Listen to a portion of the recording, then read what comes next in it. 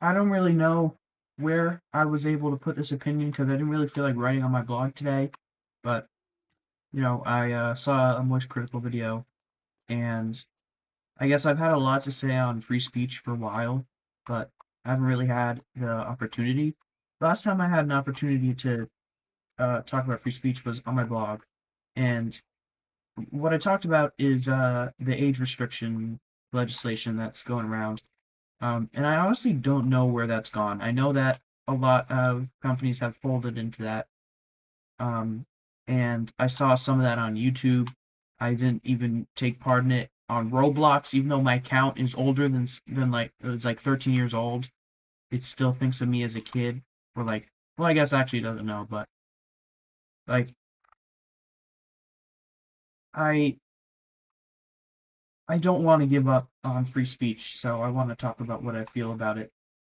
Um, on the Penguin Z0 video, I don't know why I'm calling him that. Moist Critical, that's what his real name is.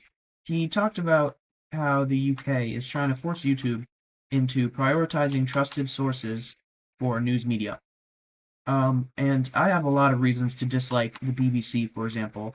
I strongly dislike them because of the way that they reported on the October 7th attacks, how they reported on the war since, even ignoring the fact that I feel they're incredibly biased, they've just posted a lot of misinformation that's gotten a lot of people hurt and misinformed so many people.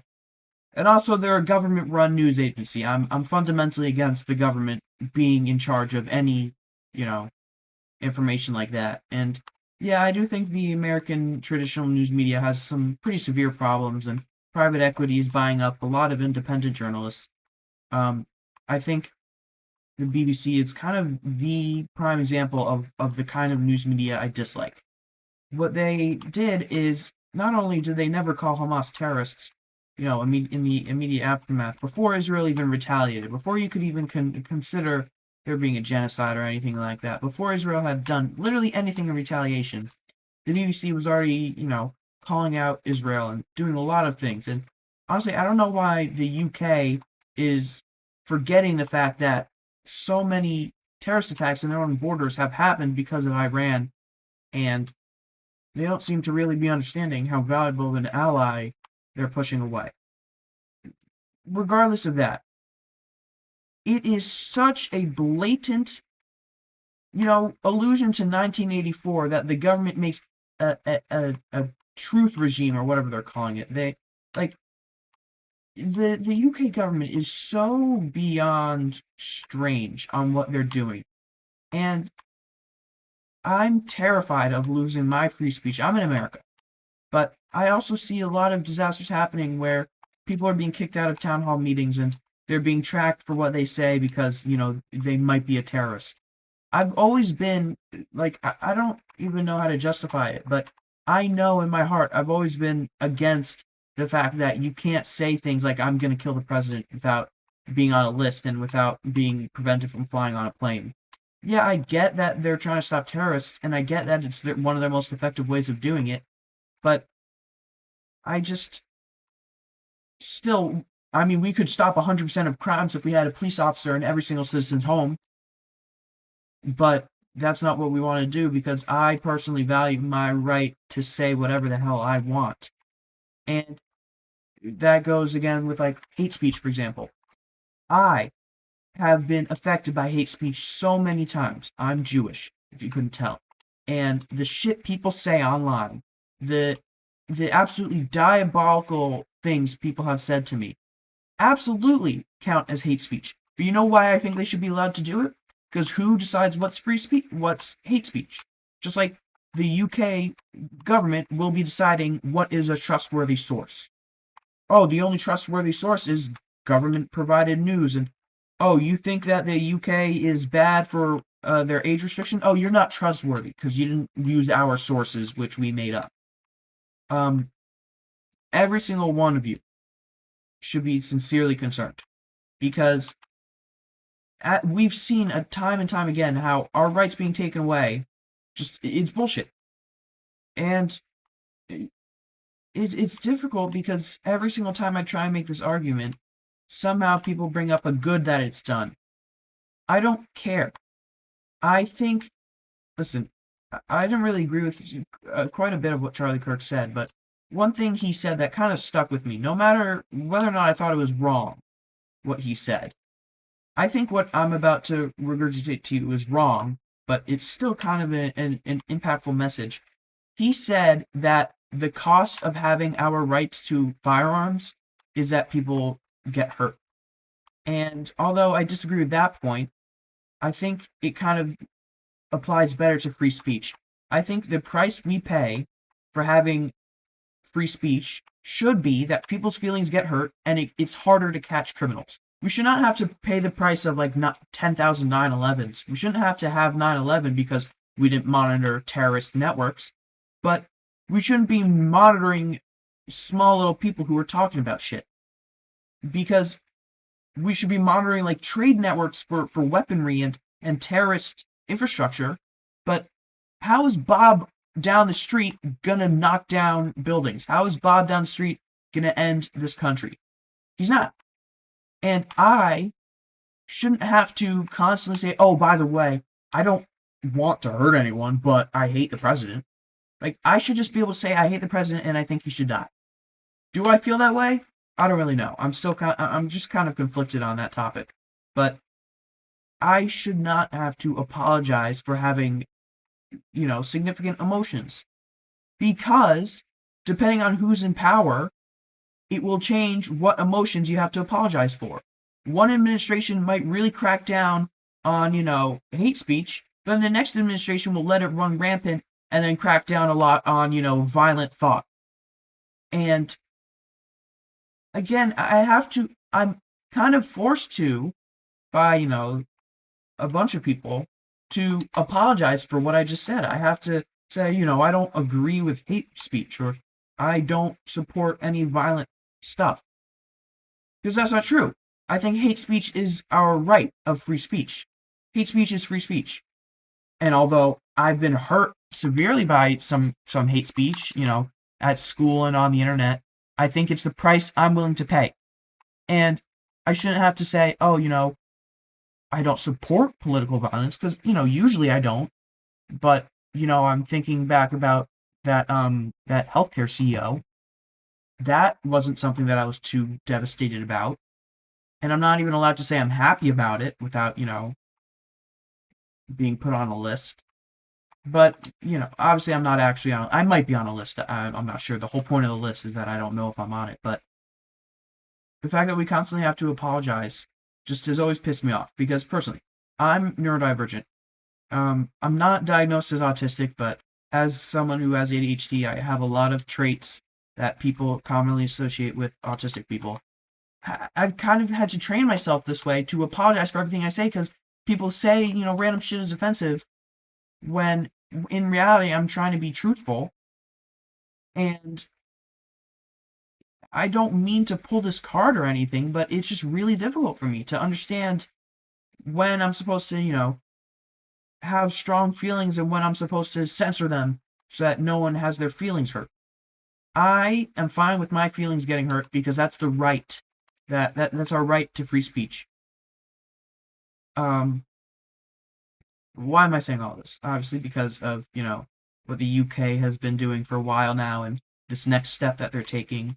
But 1984, the book kind of really stuck with me. It was kind of a joke when I was still in high school, fucking terrible place, but when I was still in high school, it was kind of a dramatic thing how much I loved that book. People, it kind of became a joke about me. Not like in a negative way, that was just something people knew about me is how much I love that book.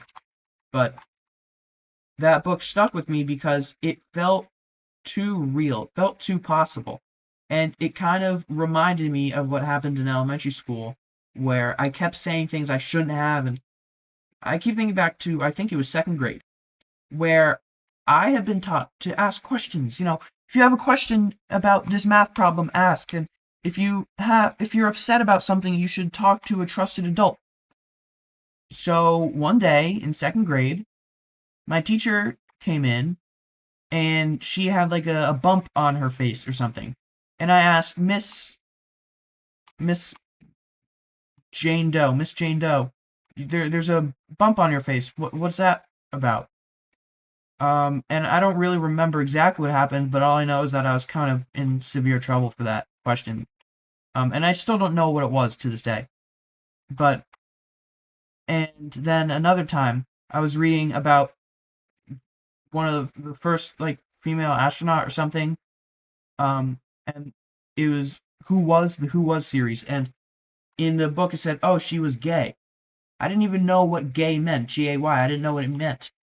And I asked the teachers, hey, what's this word mean? And then they told me they can't tell me. Um, and like, what the fuck? That kid, you know what I would say if a kid asked? Oh, it means that she wants to marry a woman. Okay, that kid me would have literally thought nothing about it because I hadn't met enough people to think it was out of the norm. But then what made me think it was abnormal is when a bully started saying I was a gay lord. I still at that point didn't really know because I had forgotten to ask my parents. But that being my first experience with what the word gay meant definitely did not work wonders for my view of gay people. And it took me quite a while to kind of, like, I guess force myself to relearn what I thought I had learned about, insults. But if those teachers hadn't been holding their tongue to appease little snowflake parents who hate gay people and who are scared of the administration cracking down on them, if they hadn't done that, I would probably have had more. I don't really know. It didn't really cause any harm because I learned way before I actually met a gay person, so it never caused me any harm. But I don't know. I feel like that's something they kind of dropped the ball on. I think teachers should be the first line of defense against hate. And people get, especially nowadays, kids are getting sucked in by these algorithms that turn them into hateful monsters. Teachers are kind of the one of the few people left who aren't, absorbed by algorithms. And I think it's kind of their responsibility, or it's not their responsibility, but like I think a good teacher should impart the principles of our society onto the kids because that's what we need for a good society. But it's kind of hypocritical for me to say that because of how much I hate the school administration for like what they did. But I suppose like again, there's pros and cons to everything, and I think one of the valuable parts of our society is that you're allowed to be a hypocrite. You're allowed to believe multiple things at once. And there's a point where you should stop being hypocritical if you're kind of going against your fundamental beliefs. But as long as your like super fundamental beliefs stay strong, it's okay to have conflicting views. If we're forced to not be hypocritical, no actual thinking would be done. You know, if we're forced to constantly be debating with ourselves on what we should believe, then maybe we'll end up believing in something that isn't good for us. So, for example, I am rather not radicalized, but I'm kind of upset about, the housing market, for example. I hate the fact that I won't be able to get a house without significant help from, the boomers, or there's just a chance I don't, which is unfortunate. But I'm kind of upset about that. So I think the government should step in to shut down BlackRock and Vanguard, who are buying up all the homes, and they should do something about it. I don't know. But at the same time, I also want the government to lower taxes and get out of our business on other fiscal things. I think the government should stop, a bunch of financial programs and give those savings back to the taxpayer and cut taxes instead of welfare programs. Because the welfare programs, for example, sometimes they help, but instead, if you just cut taxes in certain ways, I feel like you could get rid of the overhead of welfare offices, which are famously wasteful. So that's a very hypocritical opinion of mine. I think that there are people who do need help from the government, but I also think that welfare offices should, be cut down because of how wasteful they are at actually doing the job. That's hypocritical. And my sources are ambiguous and not exactly good. So under the UK government's, new rules, I wouldn't be allowed to share this thought because it's hypocritical. and because my sources are, not trusted and whatnot.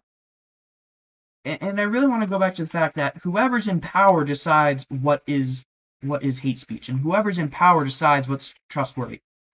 I don't know who's actually in power in the UK right now. I'm gonna assume it's the Liberals because I think a lot of them are in power in Europe right now. Let's say the Liberals right now ban untrustworthy news sources on vaccines, for example. Okay, I think vaccines are completely safe, and well, actually, I know they're completely safe. This isn't really a matter of thinking, but you know, the liberals might, really crack down on misinformation around vaccines. But then let's say conservatives get voted in. The next thing they're going to do is allow that misinformation to prosper, and then crack down on, misinformation about the economy. Or I don't really know. I don't really have a good example. But whoever is in power decides what counts. And this is, a bit easier to explain with hate speech. Whoever's in power decides what offensive speech is. If I, a Jew, am in power, you know, this isn't actually what I believe, but I'm trying to give a really dumbed down stereotypical example. If I, a Jew, am in power, and there's a hate speech law that I'm allowed to modify or choose how to enforce, I would enforce a bunch of anti-Semitic hate speech laws. I would prevent a lot of anti-Semitic speaking. A more radical version of myself might even shut down pro-Palestinian protests, which I think should be completely allowed. But a more radical version of me might consider anti-Semitic hate speech to be pro-Palestinianism. And then, say a Muslim comes into power or a pro-Palestinian comes into power, they might decide Zionism is hate speech, and then let anti-Semitism run prosper. You know, that's that being able to change does no good. Whoever is in power can describe what hate speech is, but what if, they decide that me saying the president is a fat loser, idiot, pedophile is hate speech? Right now it's not, and it's all true, by the way. He's fat, he's a loser, he's, actually a pedophile. But what if that was hate speech? What if that was rude and misinformation and I forget what it's called, defamation, for example. That is something the government could enforce if they're given abilities to crack down on hate speech. So how do we deal with hate speech? Education. By the parents. If the school system, oh yeah, I hate the school system. This is, again, where I become hypocritical because I don't really know how to deal with the school system, but someone needs to teach kids, the right way and stop misinformation. But we also can't let the government be the one to filter things. Because whoever's in control of the whitelist will eventually misuse it.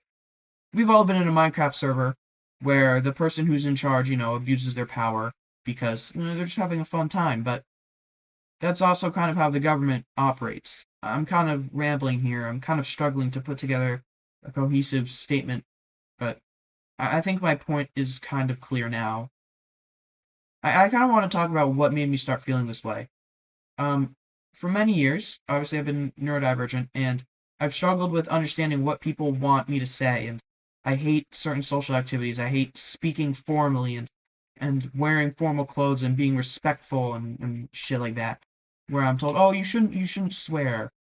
Being constantly told what I can and cannot say really made me feel like freedom is really important. And by the way, I cared about freedom long before, I played Deltarune, so don't even accuse me of that. Although there is some morsel of truth to it. But I think freedom has kind of been my most important value, I guess.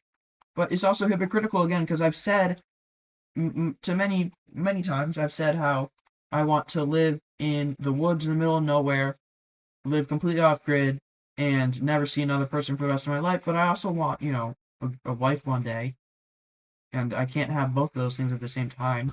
Maybe I guess she could come with me, but I doubt I'd find someone who also wants to completely isolate herself for the rest of her life. I don't even know if I would want that. That would probably drive me insane. Because no matter how much I like to deny it, I do need social, um, connection. I still do need it no matter how much I like to pretend I hate it. Um, but I've just always hated censoring myself and acting respectful for society. Especially the boomers who have all these really strange rules about not asking people about money and never asking a woman her age and you know wearing fancy clothing, and always not buttoning the top button, even though the button is there. Why can't you button the top button? Why do they still have the button there? And why do women's dresses not have pockets? Like all this bullshit about all these weird rules because that's just what we do. No, it's because that's what you do, and you trained your kids to not question it. You trained your kids to never question you because you would get in trouble for questioning. I shared that anecdote about second grade where I got in trouble for asking about something on my teacher's face, which I understand could be disrespectful. I probably would be upset if I was asked that, but I should not have been in trouble. Being in trouble, the term being in trouble is so just, ugh, I hate it. I hate the concept of a kid being in trouble for saying something. Now, if a kid knows what he's saying, if I had known that I was embarrassing my teacher and I did it on purpose to embarrass my teacher, maybe that would make sense. But I wasn't doing that. I was just trying, I was curious. I didn't understand it could be something sensitive. Um, I just have this distaste for people who want to enforce social norms. What do those social norms also say? You know, this is where I'm getting to something more sensitive, but I really struggle with the concept of being manly.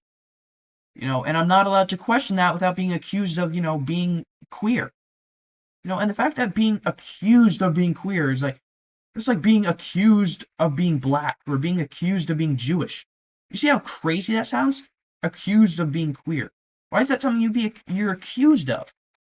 And when I just express my distaste for the idea of being manly and controlling, I'm considered queer. I think difference in opinion is so valuable. And if we're not allowed to have difference in opinion, no matter how wrong we think it is, then no difference in opinion means no innovation, no freedom. It's basically ableist. If I have to pull that card for the liberals, it's ableist and whatnot. But no one, no matter which side of the spectrum, whether or not your politician is in power, no one should be anti-free speech. Everyone should support free speech because one day the tables will turn against you. They've turned against, I don't mean to sound like an alpha wolf sigma male, but the tables have turned against me in terms of speech. And I'm grateful that I have the right to be the dissenting opinion. Let's talk about 12 Angry Men. There was one man there that everyone hated. Juror number 11 or whatever, or juror number 7, I guess. The first one to stand up and say that, he's not willing to convict. I don't really consider myself as noble as him. I think, I'm still a flawed person, but I'm not trying to make myself a hero or anything, but I've had the tables turned against me on some of my thinking. People come to conclusions about what I say really quickly, and I'm kind of fighting a losing battle constantly when I'm debating. I'm constantly retreating my statements and trying to grasp onto straws with my arguments for what I feel. So I don't really have anything else to say. I can't think of anything else to say. Yeah, I'm going to end this recording now.